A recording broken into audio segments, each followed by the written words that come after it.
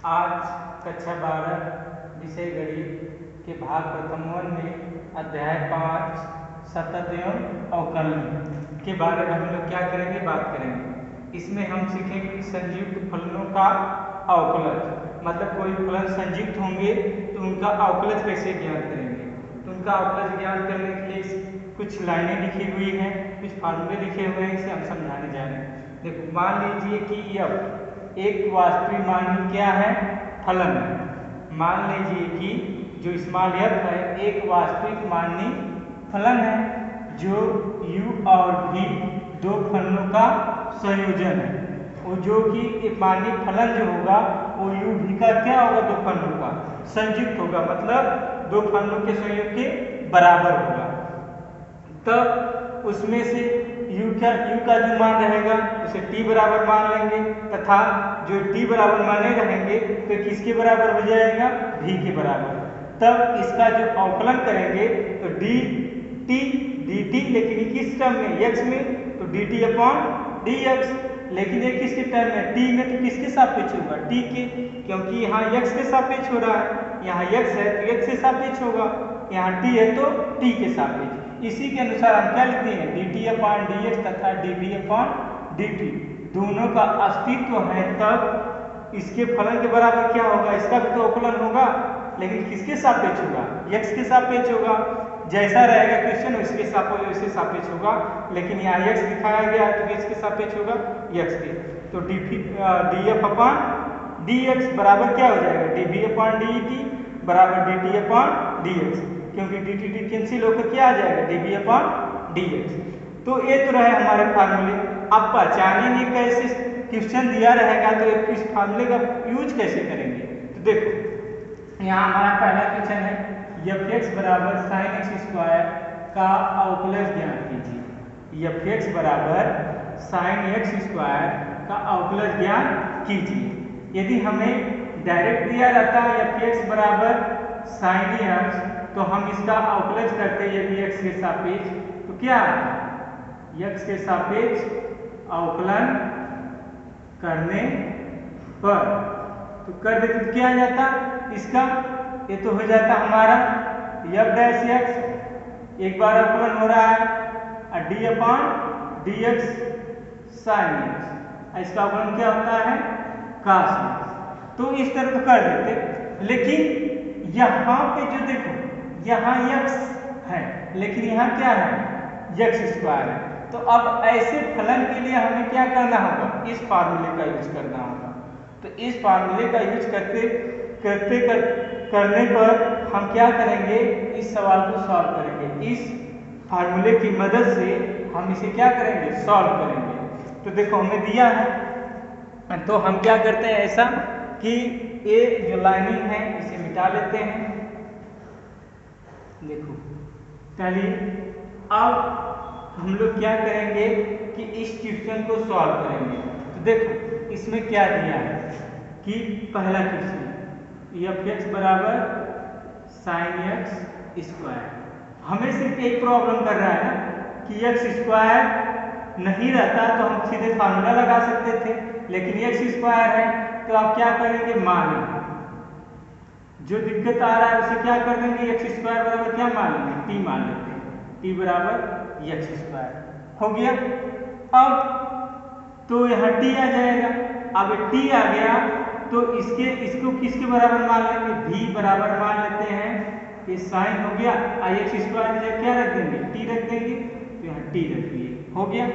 अब ये किसके सापेक्ष अवकलन होगा, x के सापेक्ष ना, तो क्या करते हैं, इसे 1 मान लेते हैं, इसे 2 मान लेते हैं, हो गया। समीकरण 1 का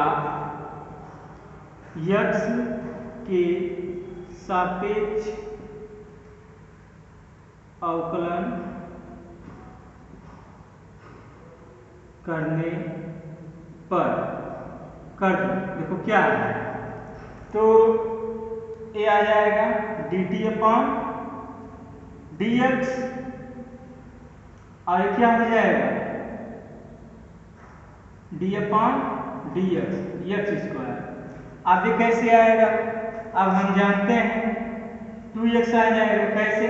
क्योंकि हम लोग जानते हैं कि d/dx x पावर n बराबर होता है n इस जो ऊपर घात होता है तो एक बार सामने आता है, फिर x लिखते हैं ये वाला, इस घात में से क्या कर देंगे? माइनस कर देंगे।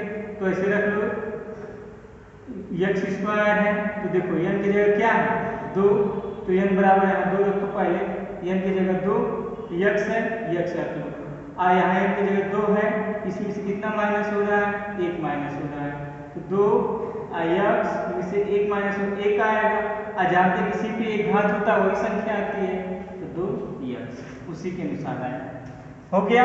अब देखो समीकरण 2 का नया 2 का, अब ये किसके सापेक्ष होगा? t है ना, तो t के सापेक्ष अवकलन करेंगे। समीकरण 2 का t के सापेक्ष अवकलन करने पर देखो कर क्या आ रहा है? समीकरण 2 का t के सापेक्ष अवकलन करने पर, इस समीकरण 2 का, तो देखो t के सापेक्ष करें तो dv/ dt हो जाएगा। यहाँ x के सापेक्ष होता है d/dx, जब इसे t के सापेक्ष करें तो d/dt आती है। अब v का मान रखो, कितना है? d/dt। अब v बराबर कितना है? sin t। यहाँ t बराबर था x², लेकिन यहाँ v बराबर क्या है? sin t। अब ये क्या हो जाएगा? cos t। इसलिए क्योंकि हम जानते हैं d/dx sin x बराबर होता है cos x, ये जानते हैं। अब हमारा संयुक्त अवकलज का फार्मूला क्या है? यही ना है। अब सूत्र से जानते हैं कि df/dx बराबर क्या होता है? dv/dt। गुणे ये क्या है? dt/dx। देखो आपका dv/dt बराबर cos t है, dt/dx बराबर क्या है? 2x है। तो 3 मान लो, क्योंकि 2 माने हैं इसे 3 है, इसे 4। तो आप लिख देंगे समीकरण 3 व समीकरण 4 से। देखो समीकरण 3 व 4 से क्या हो जाएगा? ये समीकरण 3 व 4 से, तो समीकरण, अब सूत्र से यहाँ नहीं लिख रहा है तो यहाँ लिख देते हैं। अब सूत्र से अभी पढ़े थे क्या था? df/dx था, dv/dt था, गुणे dt/dx था। यही था ना। देखो dv/dt गुणे dt/dx। अब देखो इसका मान dv/dt का cos t, dt/dx का 2x। तो समीकरण 3 4 से हम मान रख दें, तो समीकरण 3 व समीकरण 4 से तो क्या हो जाएगा? df/dx बराबर, देखो dv/dt क्या मान है इसका? dv/dt बराबर cos t, तो इसके जगह क्या रख देंगे? cos t dv/dt की जगह। अब गुणे dt/dx बराबर क्या है? 2x ना, यहाँ 2x लिख दो, क्योंकि dt/dx का मान क्या है? 2x, इसके ही बराबर ये है, तो इसकी जगह 2x लिख सकते हैं। अब देखो ये क्या हो जाएगा? 2x cos t। लास्ट में क्या करेंगे कि हमें तो आंसर t में लाना नहीं है, तो t में नहीं लाना है, x में लाना है, तो हम क्या करेंगे? सीधे यहाँ पे t की वैल्यू रख देंगे। cos t की वैल्यू क्या मानेंगे? x² ना, x²। यहाँ दिखा देना समीकरण 1 से। समझ में आ जाएगा समीकरण 1 मतलब क्या है? यहाँ से t का मान रखा गया है, या तो t बराबर x²। आया समझ में? अब इसी तरह हम क्या करेंगे? इन सवालों को सॉल्व करेंगे। अब हम चलते हैं ये दूसरे वाले क्वेश्चन पे। तो दूसरा वाला क्वेश्चन कैसे होगा? अब इसके बारे में समझ लेते हैं हम लोग। तो दूसरा हमारा दिया है कि tan 2x बराबर 2x प्लस 3। अब इसमें भी वही प्रॉब्लम आ गई, यदि यहाँ x रहता तो sec x हो sec स्क्वायर x हो जाता, लेकिन यहाँ क्या है 2x प्लस 3 है तो इसे भी मानना पड़ेगा, क्योंकि यहाँ टोटल यदि x रहता तो डायरेक्ट हम लिख सकते थे इसका अवकलन x के साथ sec स्क्वायर x, लेकिन x नहीं है तो इसे मानना पड़ेगा। तो हम पहले क्या करते हैं, माना दूसरा क्वेश्चन माना f(x) बराबर, क्योंकि ये किसी के बराबर नहीं है तो f(x) बराबर 2x plus tan 2x plus 3 ये दिया है ना। अब देखो यहाँ x लाने के लिए हम क्या करते हैं, इसे मान लेते हैं, फिर पुनः माना तो क्या होगा t बराबर 2x प्लस 3। अब इसका क्या करें, x के सापेक्ष अवकलन कर देना, तो x के सापेक्ष अवकलन करने पर देखो ये क्या हो जाएगा, dt अपान dx और d अपान dx और 2x प्लस 3, यही रखेंगे t की वैल्यू और d अपान dx उसी तरह है, t की वैल्यू रख देंगे। अब देखो इसके x इसके साथ है तो इस तरह कर लो, d अपान dx 2x प्लस d अपान dx 3। हम बताए थे कि जिसके साथ x होगा तो उसमें यदि कास्टिंग भी जुड़ा होगा तो कास्टिंग को क्या कर देंगे, बाहर कर देंगे, d अपान dx फिर इंटू x प्लस d अपान dx 3। अब देखो 2 इंटू d अपान dx, इसका मान जानते हैं कितना होता है, 1 के बराबर होता है। अब प्लस इसमें x नहीं तो ये 0 हो जाएगा, क्योंकि कोई संख्या का अवकलन करेंगे तो उसका मान क्या होगा, 0 होगा, तो एकदम 2, तो हमारा आ गया dt अपान dx बराबर 2 आ गया। अब यहाँ से क्या करते हैं, इसे छोड़कर अब एक इसके बराबर हो जाएगा, b बराबर आ जाएगा हमारा tan आ गया, ऐसे क्या मानेंगे t 2t। अब किसके सापेक्ष अवकलन होगा, यहाँ t है ना तो t के सापेक्ष अवकलन कर लो, t के सापेक्ष अवकलन, t के सापेक्ष अवकलन करने पर देखो अवकलन करेंगे तो क्या आएगा, यहाँ से dd अपान dt, तो d अपान dt। अब v का मान रखना है यहाँ पे, तो v का मान क्या है tan t, तो क्या हो जाएगा sec स्क्वायर t हो गया। अब इसे क्या कर देंगे, दिखा देंगे कि हम जानते हैं चूंकि d अपान dx tan x बराबर होता है sec स्क्वायर x।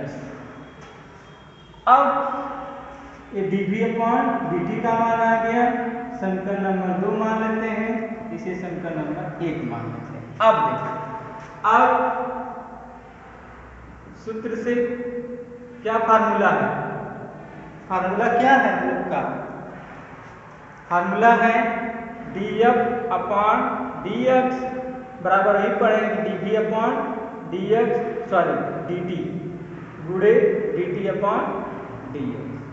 अब देखो dv अपान dt बराबर कितना है sec स्क्वायर t और dt अपान dx बराबर कितना है 2, तो समीकरण 1 2 से मान लेते हैं यहाँ पे। अब लिख देंगे समीकरण नंबर 1 व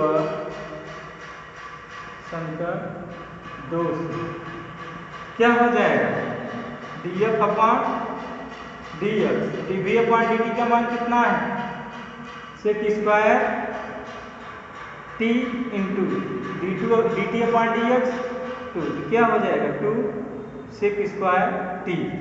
अब t का मान लास्ट में क्या कर देंगे, इसे रख देंगे 2 sec स्क्वायर t का मान क्या मानेंगे 2x प्लस 3, ये भी दिखा देंगे क्योंकि हम जानते हैं कि t बराबर क्या माने हैं 2x प्लस 3। लास्ट में t की वैल्यू रख देंगे क्योंकि हमें आंसर जो है t में नहीं लाना है, लाना किस में है यक्स में लाना है। तो इस वीडियो में हम लोग यहीं तक पढ़ेंगे। अगले वीडियो में हम लोग इसमें जैसे 2 दी गई है, अब तीसरा भी जोड़ दे, जैसे tan दे दे, आप cos कर दे, cos 2x + 3 कर दे, तो उसके बारे में हम लोग कल डिस्कस करेंगे। तो डायरेक्ट भी कर सकते हो, t के सापेक्ष अवकलन करोगे तो tan का पहले क्या लिखो, sec स्क्वायर लिख लिए। अब ये रख दो 2x + 3, ये वाला रख दो प्रोसेस। डायरेक्ट करना है x के सापेक्ष, तो tan का क्या हो जाएगा, sec स्क्वायर, पूरा वैल्यू रख दो t के लिए, जैसे ही रखे हो गया। अब अंदर का अवकलन करो, अंदर का करोगे क्या है, 2x है तो 2x है ना, ऐसे पहले tan का कर दी तो sec स्क्वायर d/dx, ये अंदर वाला रखो 2x + 3। अब यहाँ से आसान हो जाएगा तुम्हारे लिए, 2x + 3 ये तो रख लिए। अब इसका इसमें कर दो, x है ना तो इसके साथ 2 है तो 2 बाहर आ जाएगा, x का मान कितना होता है 1, d/dx का मान 1 ही ना है, तो वो 2 1 हो गया, तो 1 का जब पूरा करेंगे 2 हो जाएगा और 3 का 0। तो आप लिख सकते हैं इसे 2 sec स्क्वायर 2x + 3। डायरेक्ट भी कर सकते हैं, इतना ना प्रोसेस करके, यदि डायरेक्ट लगाना चाहते हो तो लगा सकते हो, क्योंकि tan का पहले क्या करोगे, sec स्क्वायर x की जगह इतना मान इतना रख दोगे। अब इसके यदि x रहता तो छोड़ देते, लेकिन x की जगह 2x + 3 है तो इसका भी अवकलन करेंगे।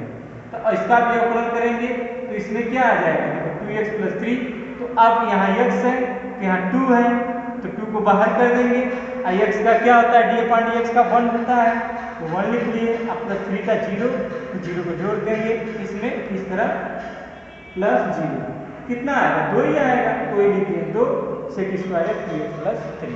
तो इस वीडियो में आप लोग का धन्यवाद। यदि वीडियो समझ में आए तो लाइक करना ना भूलें, लाइक के साथ साथ सब्सक्राइब करना भी ना भूलें।